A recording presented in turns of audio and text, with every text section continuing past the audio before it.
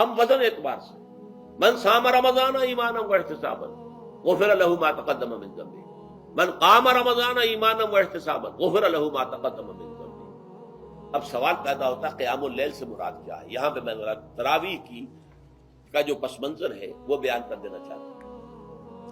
دیکھیے جیسا کہ ہم نے خطبے میں بھی دیکھ لیا، اللہ نے قیام اللیل جو ہے اسے فرض نہیں ٹھہرایا تطوعا، قرآن مجید میں بھی اس کا کوئی ذکر نہیں، احادیث میں اس کی تشویق و ترغیب پوری موجود ہے۔ ایک اور حدیث بھی ہم بعد میں پڑھیں گے اس پر۔ اس کا پس منظر کیا تھا کہ اس کو چھوڑ دیا گیا۔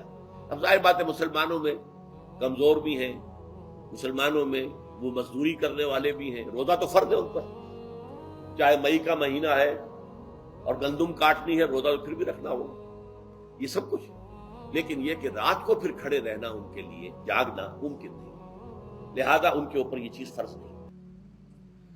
حضور نے تراویح کی نماز یا قیام اللیل نہ اسے فرض قرار دیا، نہ اس کے بعد جماعت کوئی اہتمام کیا مستقل، صرف 3 راتیں آپ نے جماعت کروائی ہے، اس میں 8 رکعتیں آپ نے پڑھی ہیں کہ جو آپ کا معمول تھا تہجد کا وہ پڑھی، اور تہجد کے وقت ہی جماعت کرائیے۔ یہ ہے وہ حدیث۔ اس کے علاوہ کسی نماز تراویح جو ہے جو ہم پڑھتے ہیں 20 رکعتیں عشاء کے ساتھ متصل، اس کا کوئی ذکر نہ دور نبوی میں ہے نہ دور صدیق اکبر میں ہے۔ یہ دور حضرت عمر کی خلافت میں ہوا ہے، اور ہم نہیں کہہ سکتے کتنے سال کے بعد ہوا ہے۔ حضرت عمر رضی اللہ تعالیٰ عنہ کی خلافت کا دور جو ہے وہ تو 10 برس ہے، ہو سکتا ہے 5 برس کے بعد ہوا ہو، 6 برس کے بعد ہوا ہو، 12 ہوا ہے ان کے عہد۔ حضرت عمر ایک مرتبہ مسجد میں داخل ہوئے، مسجد نبوی میں، تو دیکھا کہ کچھ لوگ 8 10 12 جو ہیں وہ ایک جو ہے حافظ کے پیچھے کھڑے ہوئے اور قرآن سن رہے، کچھ دوسرے کونے میں کھڑے ہیں، کچھ کہیں اور کھڑے ہیں، مختلف جماعتیں ہو رہی ہیں۔ تو انہوں نے سوچا کہ کیوں نہ ان سب کو ایک امام کے پیچھے جمع کر دیا جائے، اور اس کے لیے لوگوں کی سہولت کے لیے عشاء کے ساتھ متصل رکھ دیا جائے، اس لیے کہ تہجد کے وقت اٹھنا جو ہے وہ تو ہر کس و ناقص کا کام نہیں ہے، کہ عشاء کے بعد اگر تھوڑا سا اضافی وقت ہو صرف تو یہ ہر شخص کر لے گا، مزدور بھی کر لے گا۔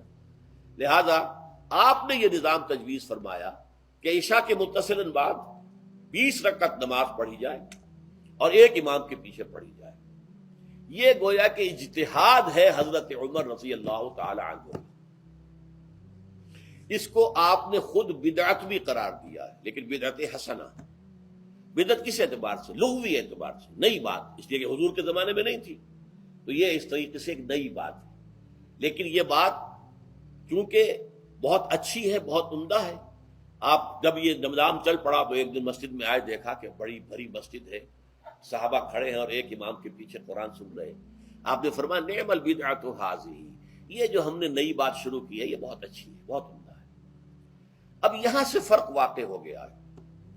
ایک تو اہل تشیع جو ہے وہ تو ویسے ہی حضرت عمر سے بہت دشمنی رکھتے ہیں، عناد رکھتے ہیں، تو حضرت عمر کے اجتہادات سے انہیں نفرت ہے، انہیں دوری ہے، چاہے وہ کوئی سا بھی حضرت عمر کا اجتہاد ہو۔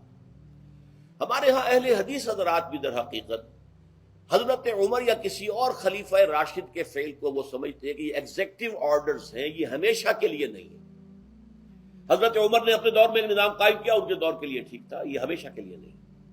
ہمیشہ کے لیے وہ 8 ہی رکعتوں کے قائل ہیں، وہ تہجد والے، لیکن اس میں بہرحال انہوں نے بھی خود یہ اضافہ کیا ہے کہ وہ 8 رکعتیں وہ عشاء کے ساتھ متصل پڑھتے ہیں، تہجد کے وقت تو نہیں پڑھتے۔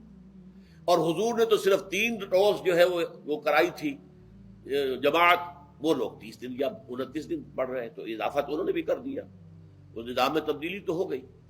لیکن اہل سنت جو کہلاتے ہیں، ہمارے جو 4 جو ہیں، جو ہمارے مسلک ہیں، حنفی، مالکی، شافعی، حنبلی، ان کا اتفاق ہے اس پر حضرت عمر کا، کیونکہ ان کے سامنے اصول یہ ہے کہ حضور نے فرمایا علیکم بسنتی وسنت الخلفاء الراشدین المہدیین، تم پر لازم ہے کہ میری سنت کو پکڑو مضبوطی کے ساتھ، اور میرے خلفائے راشدین مہدیین جو ہیں ان کی سنت کو پکڑو۔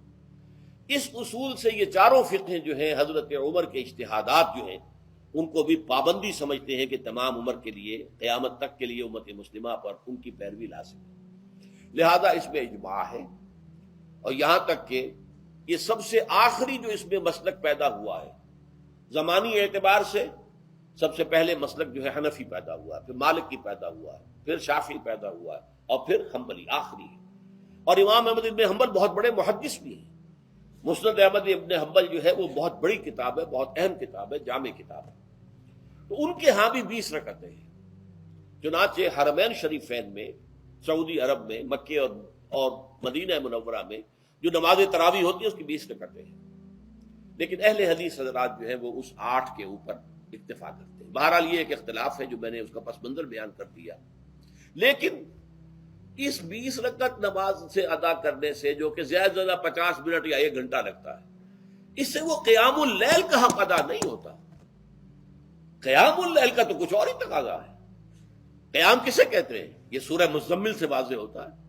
یا ایھا المزمل قم اللیل الا قلیلا نصفہ او انقص منہ قلیلا او زد علیہ ورتل القرآن ترتیلا۔ آدھی رات یا آدھی رات سے کچھ کم، یعنی تہائی رات، یا آدھی رات سے کچھ زائد، 2/3 رات، یہ ہے قیام اللیل۔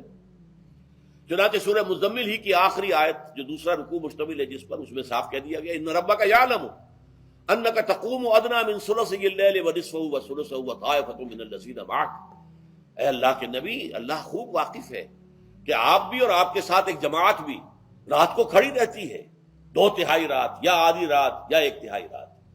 تو یہ سارا معاملہ جو ہے قیام اللیل کا، گویا کہ کم سے کم 1/3 رات پر اس کا اطلاق ہو سکے گا، یہ نہیں کہ 1 گھنٹے